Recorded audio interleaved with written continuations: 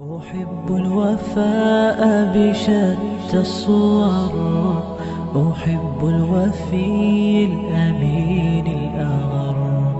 فأهل الوفاء كلون السحاب وحسن الربيع وماء المطر. أحب الوفاء بشتى الصور. أحب الوفي الأمين الأغر. فأهل الوفاء كلون السحاب وحسن الربيع وماء المطر. নাহমাদুহু ওয়া নুসাল্লি আলা রাসূলিহিল কারীম, আম্মা বা'দ। সম্মানিত উপস্থিতি, আজকে আমরা রাসূল সাল্লাল্লাহু আলাইহি ওয়াসাল্লামের প্রিয় ব্যক্তি যায়েদ ইবনে হারেসা রাদিয়াল্লাহু আনহু এর জীবনী নিয়ে সামান্য কিছু আলোচনা করব ইনশাআল্লাহ। প্রিয় উপস্থিতি, আসুন শুরুতেই জেনে নেই কিভাবে তিনি রাসূল সাল্লাল্লাহু আলাইহি ওয়াসাল্লামের প্রিয় ব্যক্তিদের অন্তর্ভুক্ত হলেন। যায়েদ ইবনে হারেসা রাদিয়াল্লাহু আনহু তিনি যখন ছোট ছিলেন, তার বয়স যখন ৮ বছর, তখন তিনি তার মায়ের সাথে নানার বাড়িতে বেড়াতে আসেন। পথিমধ্যে হঠাৎ করে কিছু শত্রু বাহিনী তাদের উপর আক্রমণ করে বসে এবং তাকে ধরে নিয়ে উকাজের বাজারে গোলাম হিসেবে বিক্রি করে দেয়। আর ঘটনাক্রমে হযরত খাদিজা রাদিয়াল্লাহু আনহার ভাতিজা হাকিম ইবনে হিজাম উকাজের বাজার হতে বেশ কয়েকটি গোলাম ক্রয় করে আনে। তার মধ্যে যায়েদ ইবনে হারেসাও অন্তর্ভুক্ত ছিল। হাকিম ইবনে হিজাম যখন উকাজের বাজার হতে মক্কায় ফিরে আসে, তখন হযরত খাদিজা রাদিয়াল্লাহু আনহা তার সাথে দেখা করতে যায়। তখন হাকিম ইবনে হিজাম খাদিজা রাদিয়াল্লাহু তাআলা আনহাকে লক্ষ্য করে বলে, হে আমার ফুফু, আমি আজ উকাজের বাজার হতে বেশ কিছু গোলাম ক্রয় করে এনেছি। এই গোলামদের মধ্য থেকে আপনার যেটা পছন্দ হবে সেটাই আপনার জন্য উপহার। হযরত খাদিজা রাদিয়াল্লাহু তাআলা আনহা সব গোলামদের মধ্য থেকে যায়েদ ইবনে হারেসাকে বাছাই করলেন, কেননা তাকে দেখতে খুবই ভদ্র ও শান্ত মনে হচ্ছিল। অতঃপর হযরত খাদিজা রাদিয়াল্লাহু তাআলা আনহা যখন রাসূল সাল্লাল্লাহু আলাইহি ওয়াসাল্লামের সাথে বিবাহ বন্ধনে আবদ্ধ হলেন, তখন তিনি যায়েদ ইবনে হারেসাকে রাসূল সাল্লাল্লাহু আলাইহি ওয়াসাল্লামের কাছে সুপুর্দ করে দিলেন। যায়েদ ইবনে হারেসা রাদিয়াল্লাহু আনহু ৮ বছরের ছোট্ট বালক রাসূল সাল্লাল্লাহু আলাইহি ওয়াসাল্লামের তত্ত্বাবধানে প্রতিপালিত হতে লাগলেন। রাসূল সাল্লাল্লাহু আলাইহি ওয়াসাল্লামও তাকে খুব আদর স্নেহ করে লালন পালন করতে লাগলেন। অপরদিকে যায়েদের পরিবার তাদের হারিয়ে যাওয়া সন্তানকে খুব খোঁজাখুঁজি করছিল, কিন্তু তারা তাকে কোথাও খুঁজে পাচ্ছিল না। অতঃপর হজের মৌসুমে হজ পালনের উদ্দেশ্যে যায়েদের গোত্রের কিছু লোক মক্কায় আগমন করল। তারা যখন মক্কায় আসলো, তখন যায়েদের সাথে তাদের সাক্ষাৎ হয়ে গেল। যায়েদ তাদেরকে চিনল, তারাও যায়েদকে চিনল। হজ শেষে তারা বাড়িতে যেয়ে যায়েদের বাবাকে বলল, আপনার সন্তান যায়েদের সন্ধান পেয়েছি, সে মক্কায় এক সম্ভ্রান্ত ব্যক্তির তত্ত্বাবধানে আছে। এ কথা শোনা মাত্রই যায়েদের পিতা হারেসা তার ভাই কাবকে নিয়ে মক্কা অভিমুখে রওনা দিল। তারা তাদের কলিজার টুকরো সন্তানকে মুক্ত করার জন্য মুক্তিপণ হিসেবে সাথে করে অনেক পরিমাণ টাকা পয়সা নিয়ে নিল। তারা মক্কায় যেয়ে রাসূল সাল্লাল্লাহু আলাইহি ওয়াসাল্লামের সাথে দেখা করল এবং বলল, হে আব্দুল মুত্তালিবের সন্তান, আপনারা হচ্ছেন পবিত্র ভূমির অধিবাসী, আপনারা হচ্ছেন আল্লাহর ঘরের প্রতিবেশী, আপনারা হাজিদের পানি পান করান, অভাবগ্রস্তদের সাহায্য করেন, দুশ্চিন্তাগ্রস্তদের চিন্তা মুক্ত করেন। আমরা শুনেছি আমাদের সন্তান আপনার কাছে আছে, আমরা তাকে মুক্ত করে নিয়ে যেতে এসেছি। তাকে মুক্ত করতে যত টাকা লাগে আমরা দিব। আমরা আশা করছি আপনি অনুগ্রহ করে তাকে মুক্ত করে দিবেন। রাসূল সাল্লাল্লাহু আলাইহি ওয়াসাল্লাম তাদেরকে জিজ্ঞাসা করলেন, তোমাদের সন্তান কে? তারা বলল, আপনার গোলাম যায়েদই হচ্ছে আমাদের সন্তান। রাসূল সাল্লাল্লাহু আলাইহি ওয়াসাল্লাম বললেন, ঠিক আছে, কোনো টাকা পয়সার প্রয়োজন নেই। একটি বিষয়ে আগে আমরা একমত হই, সেটা হলো আমি তোমাদের সামনে যায়েদকে ডাকব। যায়েদ যদি তোমাদের সাথে চলে যেতে চায়, তাহলে নির্দ্বিধায় আমি তোমাদের সাথে তাকে দিয়ে দিব। আমার কোনো আপত্তি থাকবে না এবং আমাকে কোনো ধরনের মুক্তিপণও দেয়া লাগবে না। আর যায়েদ যদি আমাকে ছেড়ে চলে যেতে না চায়, তাহলে জোর করে তোমরা যায়েদকে নিয়ে যেতে পারবে না। তারা বলল, আপনার কথা ঠিক আছে, আমরা আপনার সাথে একমত। আপনি আমাদের উপর ইনসাফপূর্ণ ফয়সালা করেছেন, আপনি আমাদের ব্যাপারে উত্তম ফয়সালা করেছেন। রাসূল সাল্লাল্লাহু আলাইহি ওয়াসাল্লাম যায়েদকে ডাকলেন এবং আগত ব্যক্তিদের দিকে ইঙ্গিত করে বললেন, এরা কারা? যায়েদ উত্তর দিল, একজন হচ্ছেন আমার পিতা হারেসা ইবনে শুরাহবিল, আরেকজন হচ্ছেন আমার চাচা কাব। রাসূল সাল্লাল্লাহু আলাইহি ওয়াসাল্লাম বললেন, হে যায়েদ, তারা তোমাকে নিয়ে যেতে এসেছে, তুমি চাইলে তাদের সাথে চলে যেতে পারো, আর চাইলে আমার কাছেও থাকতে পারো। একথা শুনে ছোট্ট যায়েদ নির্দ্বিধায় বলে উঠল, হে আমার মনিব, আমি আপনাকে ছেড়ে কোথাও যাব না, আমি আপনার কাছেই থাকব।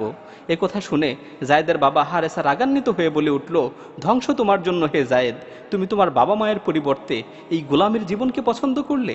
তখন জায়েদ বলল, হে আমার বাবা, আমি আমার এই মনিবকে এত ভালো পেয়েছি যে আমি তার থেকে কখনোই আলাদা হব না। আমি তাকে ছেড়ে কোথাও যাব না, আমি সারা জীবন তার সাথেই থাকব। ছোট্ট জায়েদের এই উত্তর শুনে রাসূল সাল্লাল্লাহু আলাইহি ওয়াসাল্লাম তার হাত ধরে তাকে কাবা প্রাঙ্গণে নিয়ে গেলেন এবং কাবার সামনে হাজারে আসওয়াদের পাশে দাঁড়িয়ে সজোরে ঘোষণা করলেন, ইয়া মাআশারা কুরাইশিন, হে কুরাইশ সম্প্রদায়, তোমরা সাক্ষী থাকো, আজকে থেকে জায়েদ আমার সন্তান, সে আমার উত্তরাধিকারী হবে, আমি তার উত্তরাধিকারী হব। এই দৃশ্যটি জায়েদের বাবা ও চাচা সচক্ষে প্রত্যক্ষ করল।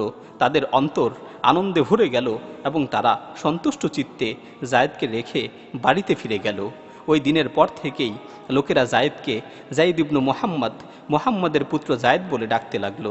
অতঃপর ইসলাম যখন পালক পুত্রের প্রথাকে রহিত করল, এই আয়াত নাজিল হলো, উদউহুম লিআবাইহিম, তোমরা তাদেরকে তাদের পিতার নামে ডাকো।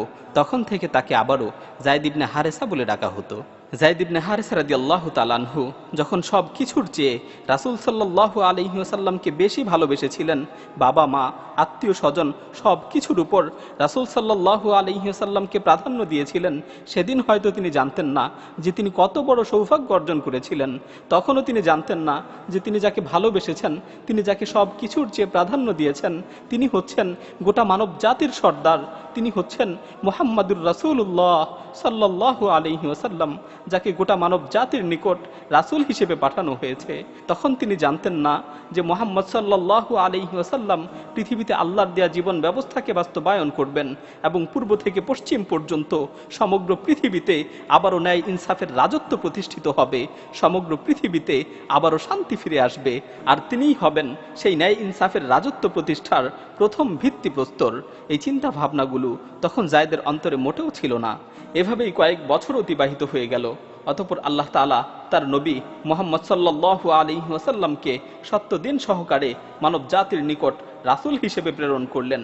আর জায়েদ ইবনে হারেসা রাদিয়াল্লাহু আনহু হলেন সেই সকল সৌভাগ্যবান ব্যক্তিদের অন্তর্ভুক্ত যারা সর্বপ্রথম রাসূল সাল্লাল্লাহু আলাইহি ওয়াসাল্লামের উপর ঈমান এনেছিল।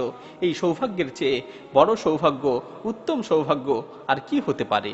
হযরত জায়েদ ইবনে হারেসা রাদিয়াল্লাহু তাআলা আনহু তিনি যেভাবে রাসূল সাল্লাল্লাহু আলাইহি ওয়াসাল্লামকে ভালোবাসতেন, ঠিক তেমনি ভাবে রাসূল সাল্লাল্লাহু আলাইহি ওয়াসাল্লামও তাকে ভালোবাসতেন।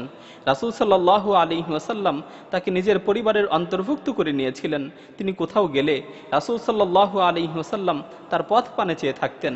তিনি ফিরে এলে তার আগমনে আনন্দিত হতেন, তাকে দেখে খুব খুশি হতেন।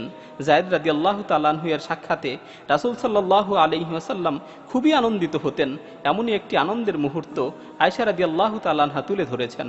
তিনি বলেন, একবার জায়েদ ইবনে হারেসা রাসূল সাল্লাল্লাহু আলাইহি ওয়াসাল্লামের সাথে সাক্ষাতের জন্য মদিনায় আসলেন।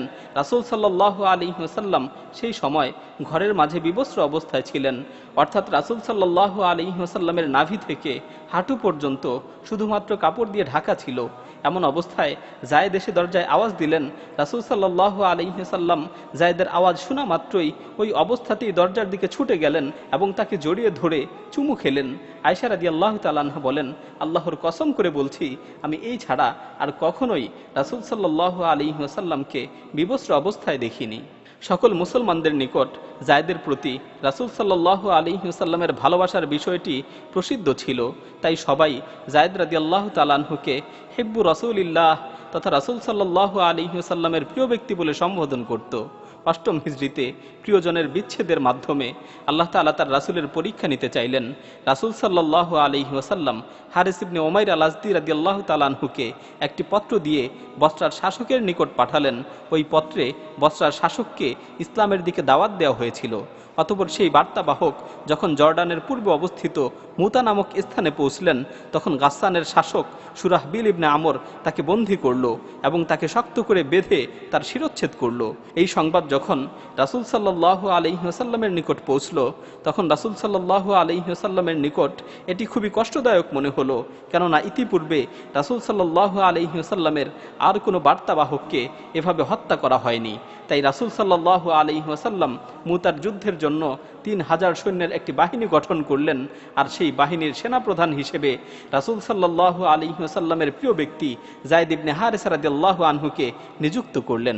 রাসূল সাল্লাল্লাহু আলাইহি ওয়াসাল্লাম বললেন, এই যুদ্ধে যদি যায়েদ আক্রান্ত হয় তাহলে তারপর জাফর ইবনে আবু তালেব সেনাপ্রধানের দায়িত্ব পালন করবে।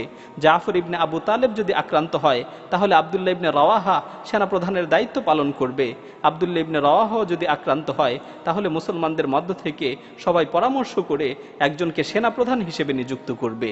যায়েদ ইবনে হারেসা রাদিয়াল্লাহু তাআলা আনহু মুসলিম বাহিনীকে নিয়ে মুতা অভিমুখে রওনা হলেন।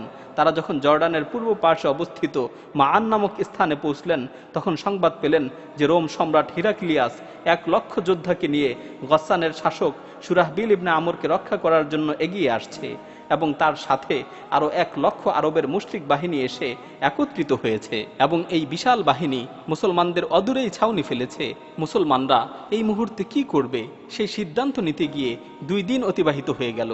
তাদের মধ্য থেকে কেউ কেউ বলল, আমরা রাসূল সাল্লাল্লাহু আলাইহি ওয়াসাল্লামের কাছে বার্তা পাঠাই এবং কাফিরদের সৈন্য সংখ্যার ব্যাপারে রাসূল সাল্লাল্লাহু আলাইহি ওয়াসাল্লামকে অবগত করি, দেখি রাসূল সাল্লাল্লাহু আলাইহি ওয়াসাল্লাম আমাদেরকে কি বলেন। তখন আব্দুল্লাহ ইবনে রওয়াহা বলে উঠলেন, হে আমার জাতি, আল্লাহর কসম করে বলছি, আমরা কখনোই সংখ্যা, শক্তি বা আমাদের আধিক্যের উপর নির্ভর করে যুদ্ধ করি না, বরং আমরা এই দ্বীনের জন্য যুদ্ধ করি, দ্বীনকে সাথে নিয়ে যুদ্ধ করি। সুতরাং তোমরা যার জন্য বের হয়েছো তার দিকেই ধাবিত হও। আল্লাহ তাআলা তোমাদের সাথে 2টি কল্যাণের মধ্য থেকে যে কোনো একটির ওয়াদা করেছেন, হয়তো বিজয় নয়তো শাহাদাত। মুসলিম বাহিনীর সকলেই বলে উঠল, আব্দুল্লাহ ইবনে রওয়াহা সত্যই বলেছে। মুতা প্রান্তরে উভয় বাহিনী মুখোমুখি হলো, একদিকে 2 লক্ষ বাহিনী, অপরদিকে মাত্র 3000। কিন্তু স্বল্প সংখ্যক মুসলিম বাহিনী এমন বীরত্বের সাথে কাফিরদের পিছু নিল যে কাফিরদের অন্তর ভীত সন্ত্রস্ত হয়ে গেল। রোমানরা হতবাক হয়ে তাকিয়ে রইল। হযরত যায়েদ ইবনে হারেসা রাদিয়াল্লাহু তাআলা আনহু রাসূল সাল্লাল্লাহু আলাইহি ওয়াসাল্লামের দেয়া কালেমার ঝান্ডাকে সমুন্নত রাখার জন্য এমনভাবে যুদ্ধ করলেন, বীরত্বের ইতিহাসে যার কোনো উপমা খুঁজে পাওয়া যায় না। অবশেষে শত শত বর্ষার আঘাতে তার শরীর ক্ষতবিক্ষত হয়ে গেল, তিনি রক্তাক্ত অবস্থায় জমিনে লুটিয়ে পড়লেন। অতঃপর জাফর ইবনে আবু তালেব কালেমার ঝান্ডাকে সমুন্নত করলেন, তিনিও বীরত্বের সাথে যুদ্ধ করতে করতে তার সাথীর সাথে যে মিলিত হলেন। অতঃপর আব্দুল্লাহ ইবনে রওয়াহা কালেমার ঝান্ডাটিকে ধারণ করলেন, তিনিও সাহসিকতার সাথে যুদ্ধ করতে করতে তার উভয় সাথীর সাথে যে মিলিত হলেন। অতঃপর সাহাবায়ে কেরাম রাদিয়াল্লাহু আনহুম পরামর্শ করে হযরত খালিদ ইবনে ওয়ালিদ রাদিয়াল্লাহু আনহুকে সেনা প্রধান হিসেবে নিযুক্ত করলেন। তিনি ছিলেন মুসলিম, তিনি বিচক্ষণতার সাথে মুসলিম বাহিনীকে নিয়ে সরে পড়লেন এবং মুসলমানদেরকে ধ্বংসের হাত থেকে রক্ষা করলেন। অতঃপর রাসূল সাল্লাল্লাহু আলাইহি ওয়াসাল্লামের নিকট যখন মুতার সংবাদ পৌঁছল, তিনি যখন শুনলেন তার নিযুক্ত 3 জন সেনাপতি শহীদ হয়েছে, তখন তিনি খুবই দুঃখিত হলেন। তার এই দুঃখ পূর্বের সকল দুঃখকে ছাড়িয়ে গেল। রাসূল সাল্লাল্লাহু আলাইহি ওয়াসাল্লাম যায়েদের পরিবারকে সান্ত্বনা দিতে গেলেন। বাড়িতে যাওয়া মাত্রই যায়েদের ছোট্ট মেয়েটি রাসূল সাল্লাল্লাহু আলাইহি ওয়াসাল্লামকে জড়িয়ে ধরে কাঁদতে লাগলো। তখন রাসূল সাল্লাল্লাহু আলাইহি ওয়াসাল্লামও কান্না থামিয়ে রাখতে পারলেন না। রাসূল সাল্লাল্লাহু আলাইহি ওয়াসাল্লাম সশব্দে কেঁদে ফেললেন। সাদ ইবনে আবু উবাদা রাদিয়াল্লাহু তাআলা আনহু রাসূলুল্লাহ সাল্লাল্লাহু আলাইহি ওয়াসাল্লামকে বললেন, ইয়া রাসূলুল্লাহ, আপনিও ক্রন্দন করছেন? রাসূল সাল্লাল্লাহু আলাইহি ওয়াসাল্লাম বললেন, এটা প্রিয়জনের বিরহে প্রিয়জনের কান্না, এটা প্রিয়জনের বিরহে প্রিয়জনের কান্না।